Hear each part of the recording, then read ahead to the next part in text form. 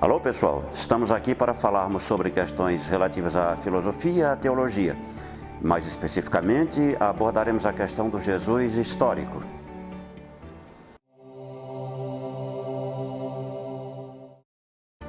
Na verdade, essa questão remonta ao final do século XVIII. Um professor de línguas orientais chamado Samuel Reimarus, professor na Universidade de Hamburg, na Alemanha, ele não era teólogo, era um professor de línguas orientais, mas ele lançou essa pergunta. Esse Cristo que os evangelhos apresentam, aquele Cristo do ministério, aquele Cristo que pregou, que fez milagres, que morreu e ressuscitou, é o mesmo, que foi proclamado, é o mesmo aquele Jesus, tal qual como ele deve ter sido na realidade? Na verdade, essa diferença, dizia Samuel Reimarus, se ela realmente existe, então devemos ir mais fundo ainda. Então, seria possível restituir esse Jesus histórico, ou seja, aquele Jesus histórico que andou na Galileia, que pregou, que falou, enfim, e aquele Cristo que foi proclamado? Então, seria possível, apesar das distorções que essa própria história deve ter sofrido, seria possível ainda restituir essa figura do Jesus histórico? Foi a partir daí, então, que se lançou a questão de saber, ou justamente a questão do Jesus histórico e o Cristo da fé.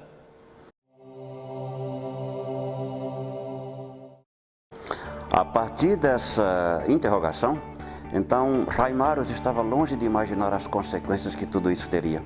Lembremos que nós estamos em plena época da chamada filosofia da Ilustração, que predominou durante a segunda metade do século XVIII. Então, as consequências que ele estava longe de prever é justamente agora toda uma pesquisa histórica que você vai fazer em torno desse Jesus histórico para saber se existiria realmente uma possibilidade de restabelecer esses traços. Então isso já, na verdade, dominou praticamente quase todo o século XIX. Essa busca pelo Jesus histórico. A quantidade de histórias de Jesus que surgiram a partir, sobretudo, de 1830, um dos exemplos clássicos é um da esquerda hegeliana, justamente o David Strauss, né? A vida de Cristo. Mas essa vida de Cristo, houve inúmeras vidas de Cristo que dominaram o século XIX nessa tentativa de encontrar, de restituir esse Jesus histórico. Então, na verdade, todas essas buscas, elas giravam em torno daquilo que se chama teologia liberal. A teologia liberal propriamente dita, ela, na verdade, ela caracteriza ou está nas últimas décadas do século XIX, sobretudo nas 3 últimas décadas, né, cujos principais representantes são Albrecht Ritschl e depois Adolf Harnack. Mas, na verdade, ela tem suas raízes mais profundas ainda já na primeira metade do século XIX, com Hegel e com também o filósofo teólogo Schleiermacher. Então, na verdade, o que dominou propriamente na chamada teologia liberal foi, do ponto de vista positivo, ou seja, dominada ou influenciada pela filosofia positiva, o sentido de buscar o dado histórico, o fato, aquilo que realmente determina o fato histórico. Uma coisa só tem validade científica na medida em que ela pode ser provada.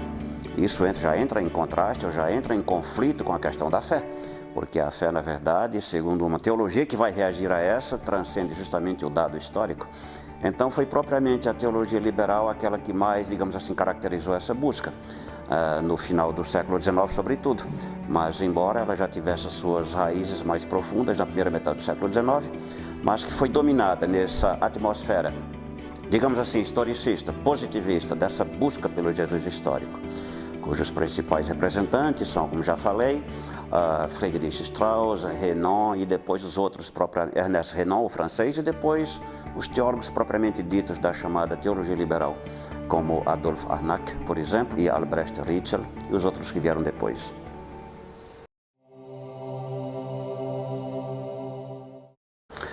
Essa questão é uma questão de veras espinhosa. Na verdade, quando Samuel Reimarus lançou esta interrogação, mas essa interrogação ele deixou escrita naquilo que depois foi publicado póstumamente, depois de sua morte, em 1768, pelo dramaturgo Lessing, porque, na verdade, era uma questão muito, digamos assim, muito dura, muito quente, muito premente para ser colocada nesses termos, tanto é que só foi publicado postumamente, né? E durante o século XIX, então, ela se desenvolveu nessa busca histórica do Jesus histórico, mas essa questão vai se acirrar, sobretudo, no começo do século XX, quando aqueles teólogos que vieram dessa chamada teologia liberal, como o próprio Arnott e depois, sobretudo, Bultmann e Karl Barth, então a questão que vão lançar é esta, mas espera aí, a questão da fé, a fé, ela transcende o fato histórico, não é uma fé que se baseia no fato histórico, então já não é mais fé. Então a fé transcende, não importa, a questão não está em saber se Jesus realmente praticou isso, fez isso, ou enfim, foi comprovadamente histórico aquilo que ele fez, mas o que importa sobretudo é a questão da fé, porque a fé transcende o fato histórico. Esses teólogos são os teólogos da chamada teologia dialética, cujos principais representantes são Rudolf Bultmann e também Karl Barth, um suíço, Karl Barth, e um alemão, Rudolf Bultmann. É essa questão principal que se desenvolveu no começo do século XX e ao longo da primeira metade do século XX. Na verdade, essa questão, ela ainda, nós poderíamos dizer que ela ainda continua. Em 1953, um discípulo do Bultmann, justamente chamado Käsemann, ele deu uma conferência na Universidade de Marburg, intitulada, sobretudo, o Jesus histórico. Era a nova questão do Jesus histórico que retornava.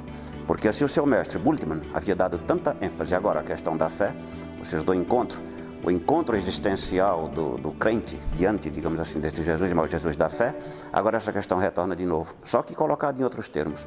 Não era tanto, não se referia tanto numa busca histórica positiva de restituir os traços de Jesus histórico novamente, mas a questão que se colocava agora era se haveria uma continuidade entre aquilo que Jesus viveu e aquilo que se proclamou depois de sua morte. E mais ainda, a questão que se colocava era essa. Tanto Käsemann, como também outro teólogo chamado Joaquim Jeremias, um alemão, que fez essas buscas históricas. A questão que se colocava era essa, uma fé também, baseada somente numa subjetividade. Somente numa subjetividade. Vira uma fé relativa, ou uma fé, digamos assim, centrada na fantasia. A questão que se colocava então era, a fé precisa ou não precisa de algum substrato sobre o qual ela possa, digamos assim, se alicerçar? Porque se, ao mesmo tempo que não se pode condicionar, segundo esses teólogos, a fé ao fato histórico, por outro lado, uma fé justamente fruto de uma subjetividade ou de uma fantasia, seria, na verdade, algo construído sobre o vazio. Na verdade, esses debates estão ainda longe de ser exauridos, eles continuam ainda vivos.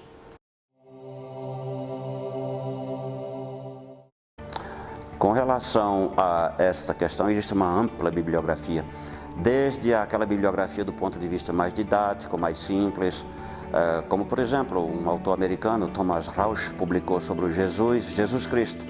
É uma obra que foi traduzida para o português. Existem também as obras clássicas, como A Busca do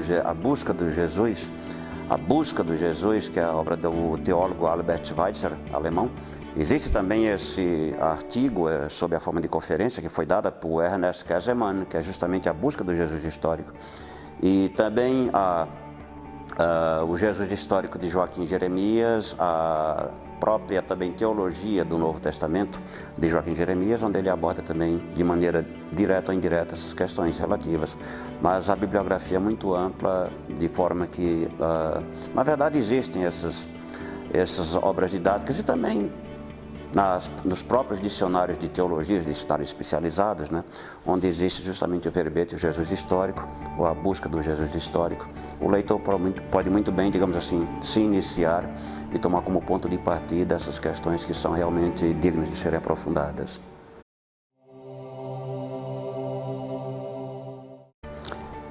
É interessante notar que, como toda questão, tanto na filosofia como na teologia, como nas ciências humanas em geral, ela não está restrita somente àquela determinada área na qual ela se desenvolve, mas ela tem ramificações também com essas outras questões. Por exemplo, quando nós pensamos hoje, a questão que ainda é uma questão premente, a questão da ciência e da fé, a questão da racionalidade e da irracionalidade, aquilo que é racional, aquilo que é irracional, a questão do mito, a questão da ciência.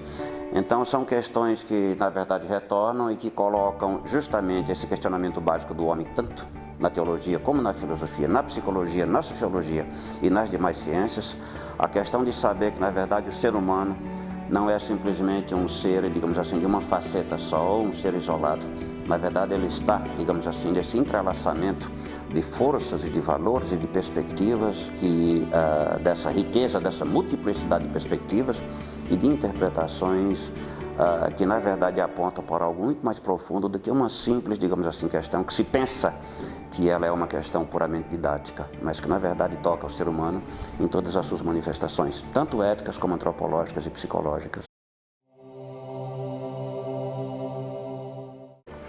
Evidentemente, essa questão de que eu tratei aqui é uma questão muito ampla, muito profunda para ser debatida assim, numa apresentação de maneira mais concisa, como essa que eu acabei de fazer. Evidentemente, são questões que devem ser aprofundadas, ampliadas, debatidas, e para isso existem congressos, infinitas obras sobre todas essas questões, né? E debates, enfim. Mas, em todo caso, é um tema que solicita constantemente uma renovação e uma nova interpretação. Muito obrigado.